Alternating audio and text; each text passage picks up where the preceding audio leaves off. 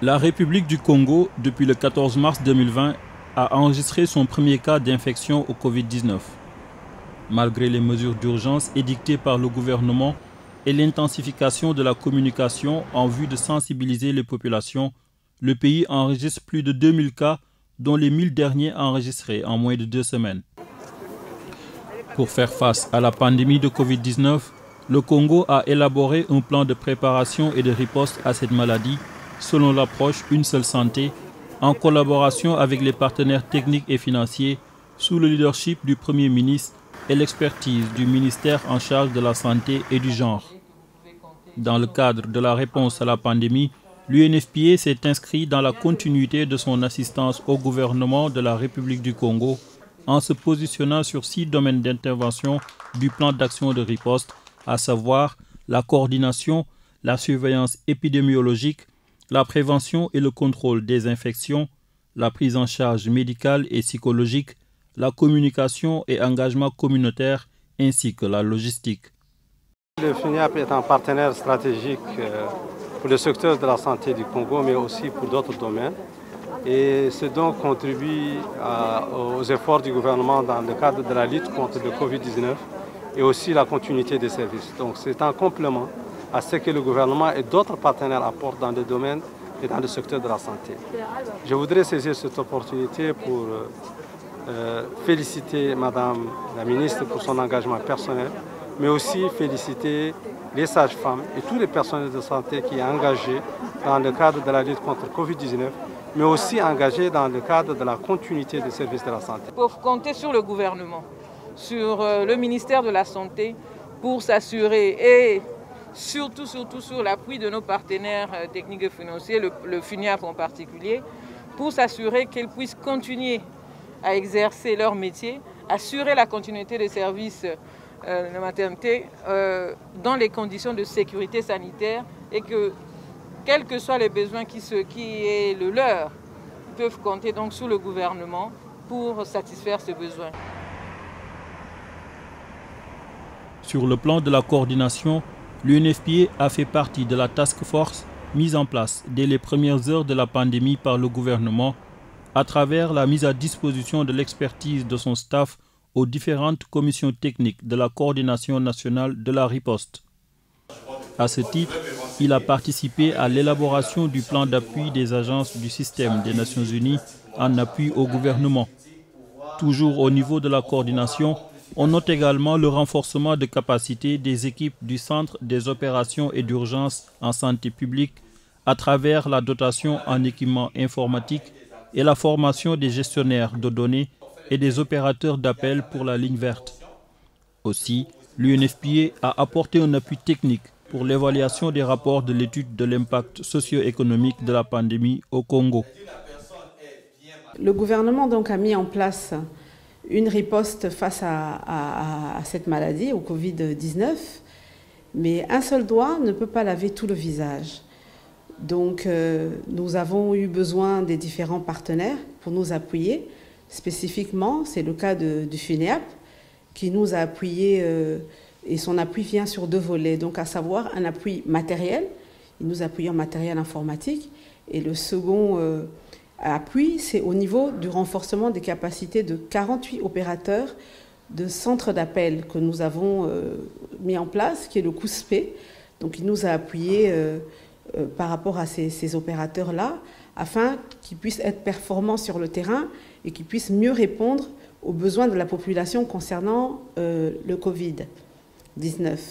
Donc notre vœu, c'est qu'on établisse un partenariat COUSPE-FUNEAP afin de renforcer les capacités de façon régulière auprès de nos opérateurs de téléphonie. Nous souhaitons, avec le partenaire gouvernemental, avoir des données suffisamment désagrégées qui pourront nous donner des informations sur des groupes vulnérables qui répondent donc au mandat de l'UNFPA, comme les femmes enceintes et allaitantes, les populations autochtones, les personnes vivant avec handicap, dans ce contexte de Covid afin d'orienter donc nos actions au bénéfice donc de ces groupes de population. Cette formation a été très bénéfique pour nous, en effet, parce que en fait, nous avons appris de nouvelles méthodes, de nouveaux outils pour collecter les données en lien avec la riposte de la Covid-19 au Congo. Le positionnement stratégique de l'UNFPA face à la pandémie du Covid-19 avait pour leitmotiv d'assurer la continuité des services de santé reproductive, maternelle, néonatale et des adolescents, y compris la protection du personnel de santé, lutter contre les violences basées sur le genre et les pratiques néfastes, assurer l'approvisionnement en produits contraceptifs modernes et autres produits de santé de la reproduction, la production de données fiables, le tout basé sur le principe de ne laisser personne de côté. Nous sommes heureux de constater le travail qui se fait ici et le travail également qui se fait au niveau de l'hôpital de base de Bakongo. Et nous tenons à passer un message particulier aux jeunes filles, aux petites filles, aux mamans, à toutes les femmes qui subissent des violences conjugales, des violences sexuelles, des violences psychologiques, des violences parfois même économiques, à ne pas hésiter à faire recours aux autorités à travers les organisations, les institutions qui ont été mises en place pour cela. De chez vous, vous pouvez appeler le 117, le 1444 et avoir tout de suite une réponse de la police nationale. Nous avons vu qu'au niveau de nos structures de santé, au niveau du ministère en charge de la promotion de la femme et de l'intégration de la femme au développement, nous faisons l'accompagnement médical, psychologique, psychosocial et même nous accompagnons sur le plan juridique ou judiciaire les victimes pour pouvoir porter plainte. Donc le gouvernement travaille à rassurer les populations, à s'assurer que les femmes, les filles, les petites filles sont protégées. En matière de continuité des services de santé, de la reproduction et la disponibilité des médicaments et intrants, l'UNFPA a procédé à la donation de produits de santé maternelle, de contraceptifs et équipements de protection individuelle dans certaines structures du département sanitaire de Brazzaville, ainsi que des structures associatives et communautaires d'une valeur d'environ 130 millions de francs CFA. Sur le plan de la prise en charge des femmes enceintes infectées au Covid, l'UNFPA a contribué à leur suivi et à la mise à disposition de kits de dignité et de kits MAMA. L'assurance de la continuité des services de santé sexuelle et reproductive ainsi que la prise en charge des violences basées sur le genre se sont matérialisées par le maintien de sages-femmes et psychologues dans les zones humanitaires, la disponibilité des médicaments et des intrants ainsi que du matériel pour assurer l'hygiène au sein des maternités. Avec la pandémie, les gens continuent aussi à tomber malades et ils ont besoin de soins de santé. Et le défi pour tous les systèmes de santé dans le monde, dans le contexte de pandémies telles que le Covid-19, c'est d'assurer cette continuité des services. Puisque l'attention est focalisée sur la réponse et la prévention de la pandémie. Et notre effort aujourd'hui contribue aussi bien à la réponse à la pandémie à travers la mise à disposition des équipements de protection pour les personnels de santé, mais aussi pour les femmes, puisque nous avons acquis un lot de masques confectionnés localement, mais homologués, et qui sont destinés aux femmes qui viennent en consultation, mais aussi des équipements de protection pour les personnels de santé, en particulier les sages-femmes. La sage-femme est au cœur des femmes, elle est au cœur des bébés, ça c'est notre travail.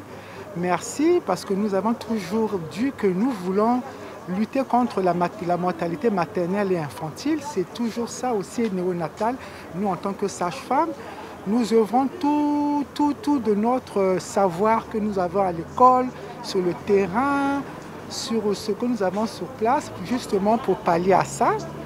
Au Congo, toutes les sages-femmes, au nom de l'ONASAFCO, que je parle au nom de l'ordre des sages-femmes, notre slogan est que nous voulons tout le temps qu'aucune femme doive mourir en cours d'un accouchement et aucun enfant ne doit mourir en venant à la vie. Pendant cette période de Covid-19, une période aussi difficile, nous avons pu réaliser 680 accouchements avec un taux de natalité quasi existant de 0,01%. Ce geste que le ministère nous apporte pour nous, c'est un soulagement, un accompagnement. Nous ne savons que nous réjouir et dire grand merci. À ce titre, 1617 femmes ont été reçues en CPN1 et 1050 en CPN2. 977 accouchements ont été assistés, dont 11 autocycles. 64 césariennes ont été par ailleurs réalisées. 12 cas d'interruption volontaire de grossesse compliquée ont été traités sur 30. 556 consultations postnatales ont été réalisées, dont 64 après accouchement à domicile. 1772 kits dignité ont été distribués et 1245 kits santé. Les filles, femmes, garçons et hommes ont été sensibilisés sur différentes thématiques. 4456 sur les IST-VIH, 4499 sur l'APF, 5783 sur les VBG, soit 3828 en zone humanitaire. Dans le cadre de ce don, mis à disposition des kits maman, qui sont des kits destinés aux femmes qui viennent d'accoucher et leurs bébés, c'est des kits d'hygiène, mais aussi des produits, des médicaments traceurs, comme vous le voyez ici, qui sont utiles non seulement pour les hôpitaux de district, mais aussi les hôpitaux de référence, comme l'hôpital Blanche Gomez, mais aussi des produits de contraception et d'autres équipements de la santé de la reproduction. Ces équipements remis symboliquement aujourd'hui au niveau de l'hôpital de district de Talangay, de Bakango, mais aussi à l'hôpital Blanche Gomez, sont une partie dans l'eau qui est stockée au niveau de la CAMEPS, qui est destinée à toutes les structures de santé au niveau du pays. Au Congo, comme dans le reste du monde, les violences basées sur le genre se sont accrues avec la pandémie Covid-19. L'UNFPA a adressé une réponse à ce fléau en mettant en place l'initiative Liloba pour un accès accru des services VBG. Cette initiative, mise en œuvre avec le Programme alimentaire mondial, a consisté à informer et sensibiliser sur les violences basées sur le genre pendant les distributions alimentaires et orientations vers les sites de prise en charge holistique. 31 cas de VBG ont reçu un accompagnement psychologique. En zone urbaine de Brazzaville, 15 cas de VBG dont 10 cas de viol, 7 sur mineurs et 3 sur adultes, et 232 cas au total ont été référés dans des sites de prise en charge.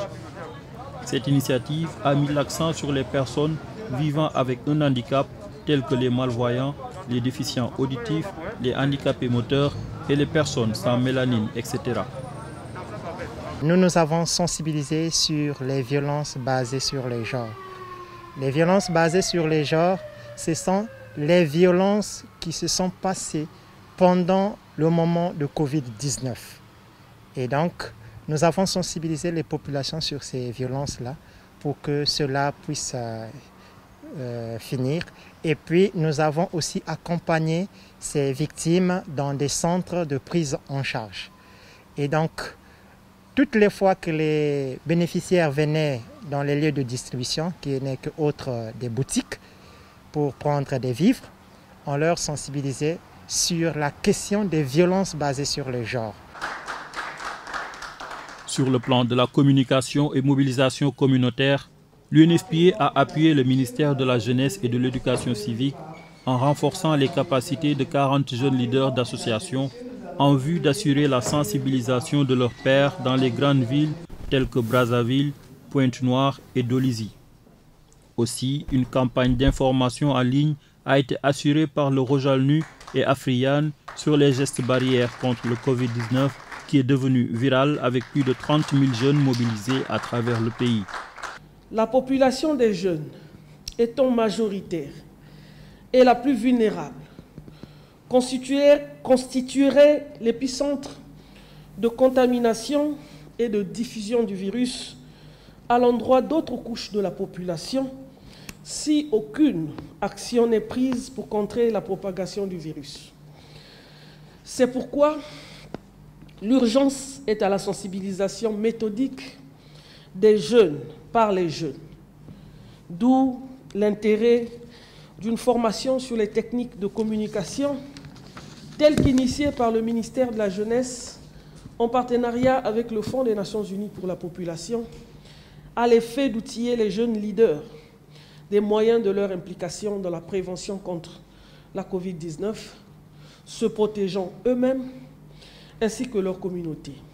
Cette formation m'a été très bénéfique. Pourquoi? Parce que lors de la formation, j'ai appris comment les stratégies de communication pour sensibiliser les gens sur la maladie, ceux de mon association et puis ceux de ma famille, les membres de ma famille. Je dis merci beaucoup au FUNIAP d'avoir eu cette idée de former les leaders des associations afin qu'ils puissent former d'autres personnes. Parce que la meilleure communication en formant des jeunes, la meilleure communication se fait de jeunes en jeunes. Si vous sensibilisez déjà une grande partie des jeunes, cette partie-là aussi pourra sensibiliser le reste des jeunes du pays.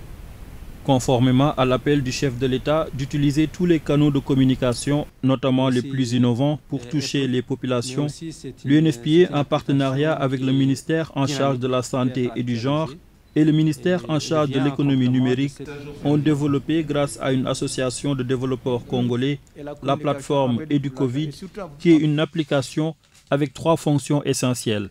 Rappel automatique des conseils et gestes barrières, canal de diffusion d'informations en temps réel par notification, conseils et assistance aux femmes enceintes et aux personnes testées positives au Covid-19 par un service d'un psychologue en ligne 7 jours sur 7. Cet appui du Fonds des Nations Unies pour la population et du Programme des Nations Unies pour le développement est donc le bienvenu. D'autant plus que nous sommes à l'ère de la révolution digitale, où nous sommes de plus en plus invités à utiliser le numérique pour communiquer, échanger des données et même commercer. Cet appui épouse bien notre feuille de route que nous exécutons pour l'atteinte d'un Congo arrimé au développement de l'économie numérique.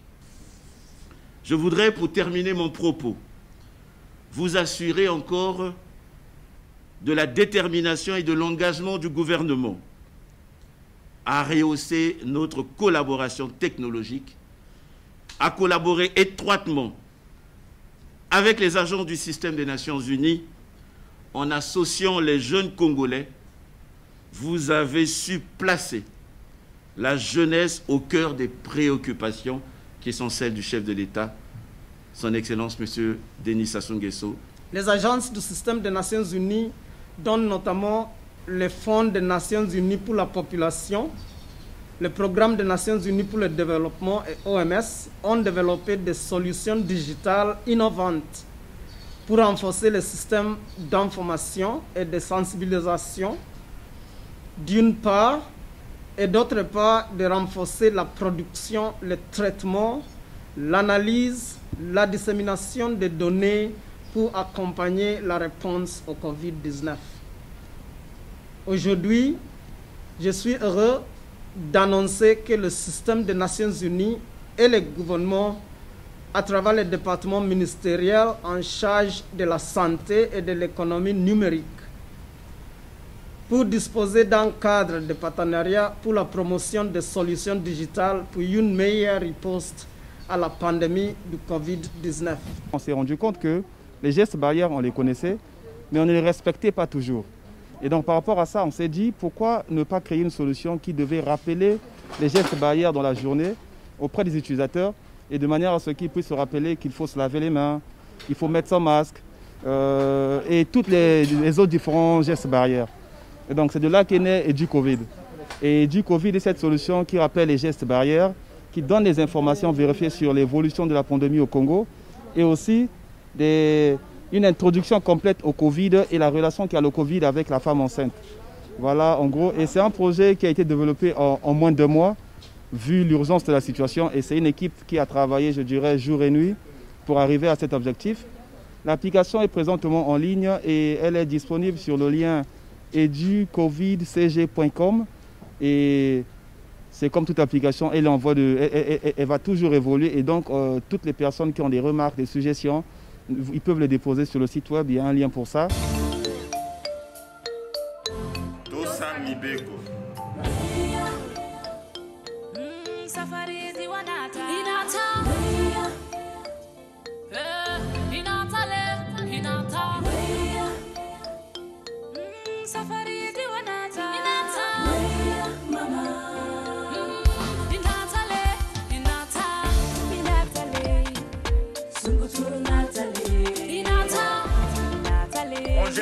Pardon, reste chez toi.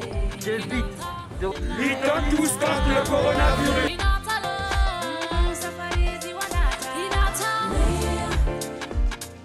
Dans le souci de ne laisser personne de côté, le ministère en charge de la santé et du genre et le Fonds des Nations Unies pour la population ont usé de solutions innovantes en déployant des drones pour la sensibilisation dans les hameaux des populations autochtones en pleine forêt équatoriale dans des zones difficiles d'accès.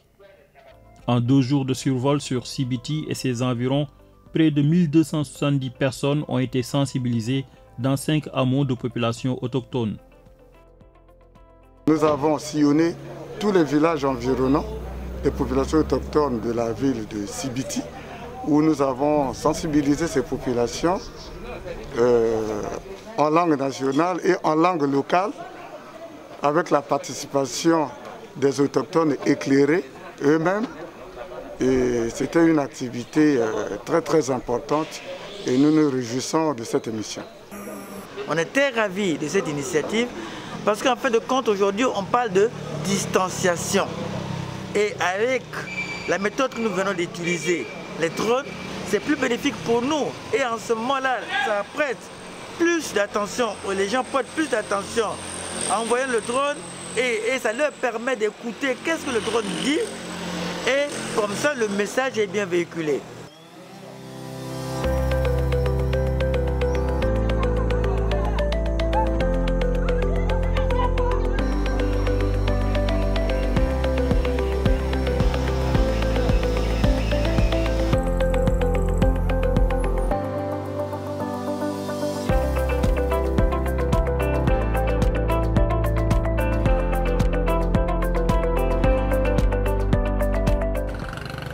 La pandémie de Covid-19 est intervenue en pleine réalisation des séries 2020 de recensement de la population et de l'habitation.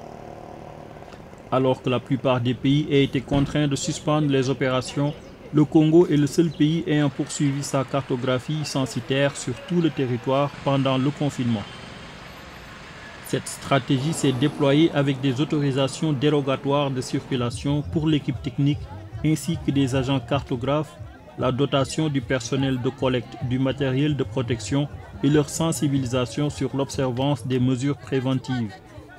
Une campagne de sensibilisation, communication de masse et de proximité a été engagée pour expliquer le bien fondé, lever les réticences potentielles et promouvoir l'adhésion et la collaboration des populations à cette opération.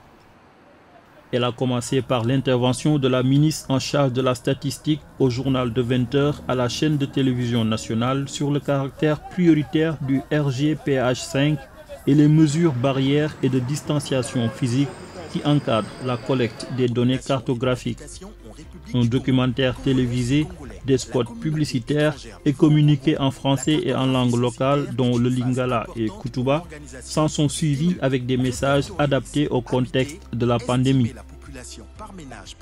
À travers ce confinement, on est presque certain de la qualité de notre recensement, puisque la population, elle est à demeure. Il est donc plus facile d'aller vers elle et d'avoir donc toutes les informations nécessaires pour que, in fine, nous ayons une bonne connaissance de notre population. Donc, lorsque l'on commence un recensement, il y a des étapes à respecter, il y a des délais à respecter. Le dernier recensement général de la population est intervenu en 2007. Vous voyez, il y a plus de 10 ans. Et pourtant, la norme, c'est tous les 10 ans. À ce moment-là, à cette date-là, la population du Congo était de 3 697 490 individus.